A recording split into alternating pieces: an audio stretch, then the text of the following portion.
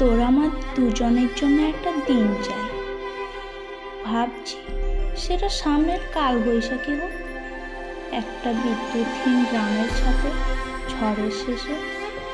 এখানে কোলাহল, সমাজের রক্তচক্ষু কিছুই থাকবে না, থাকবো শুধু তুই আর আমি।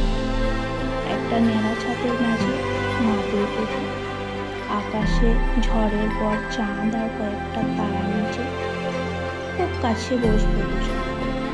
আমি রবীন্দ্রনাথ থেকে জয়গোস্বামী হয়ে জীবনানন্দে থাকবো, আর তুই না হয় লিচু চোর থেকে দেশলাই কাঠিতে রুটি ঝলসে কারার লইব কপালের টান দিস, কিংবা খুব অনেকক্ষণ নিজেদেরকে ছুঁয়ে নিঃশব্দ যত্ন করি।